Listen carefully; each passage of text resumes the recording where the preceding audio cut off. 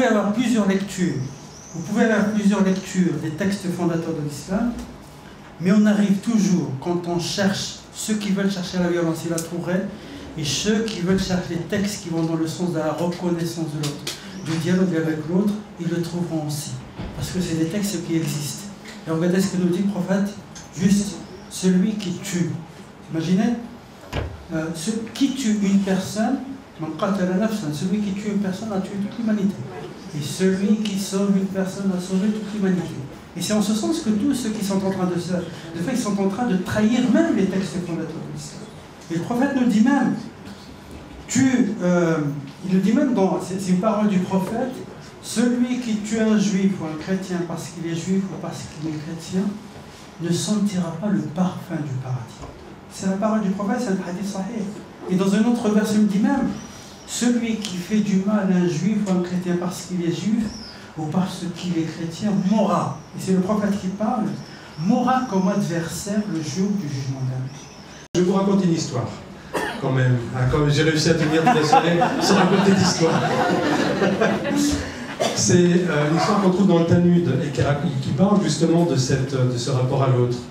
Vous connaissez peut-être ces deux noms très célèbres dans la tradition rabbinique que sont Hillel et Shammai, qui étaient deux grandes écoles rabbiniques du 1er siècle de notre ère. Et il y a un prosélyte qui vient voir le rabbin Shammai et qui lui dit « Enseigne-moi la Torah et convertis-moi pendant que je reste debout sur un pied. » Alors bien sûr, le rabbin Shammai, qui avait du tempérament, on va dire, il prend un bâton, il le tape dessus, va-t'en, tu me prends pour un imbécile, il faut des années, etc. Alors il va voir le rabbin Hillel, et il dit la même chose, enseigne-moi la Torah, et convertis-moi le temps que j'arrive à tenir debout sur un pied. Et le rabbin Hillel lui dit, tu aimeras ton prochain comme toi-même, le reste n'est qu'au commentaire, va et étudie. Je crois que cette histoire rabbinique, c'est exactement comme ça que l'on voit, tu aimeras ton prochain comme toi-même. J'aime beaucoup le comme toi-même, parce que je pense qu'il y avait une intuition psychanalytique là derrière. On en parlait d'ailleurs tout à l'heure. Il y a un autre passage de la tradition rabbinique qui dit « Si je ne suis pas à moi, qui le sera ?» Ce qui veut dire que si je ne commence pas à être bien dans mes baskets aujourd'hui et maintenant, qu'est-ce que je peux apporter aux autres?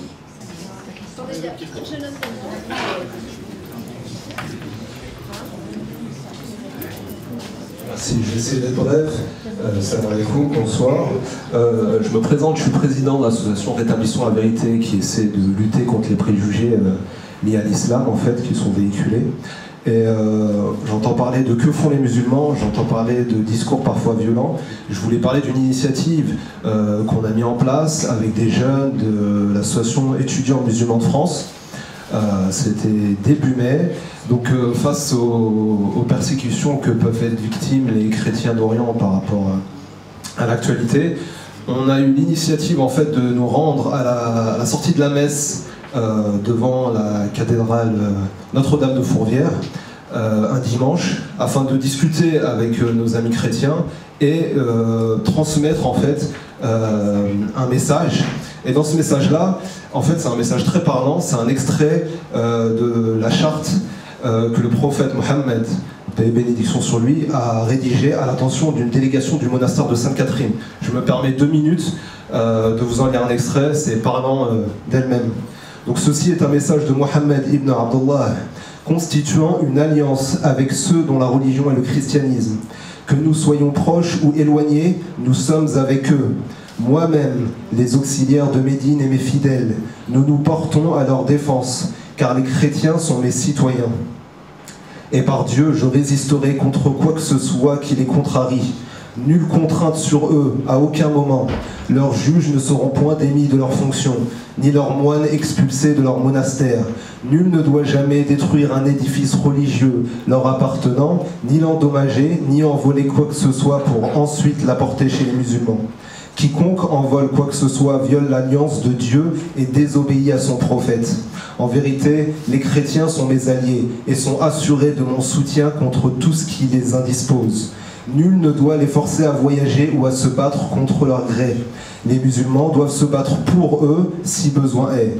Si une femme chrétienne est mariée à un musulman, ce mariage ne doit pas avoir lieu sans son approbation. Une fois mariée, nul ne doit l'empêcher d'aller prier à l'église. Leurs églises sont sous la protection des musulmans, nul ne doit les empêcher de les réparer ou de les rénover, et le caractère sacré de leur alliance ne doit être violé en aucun cas. Nul musulman ne doit violer cette alliance jusqu'au jour du jugement dernier. Voilà, je pense que j'ai rien d'autre à ajouter.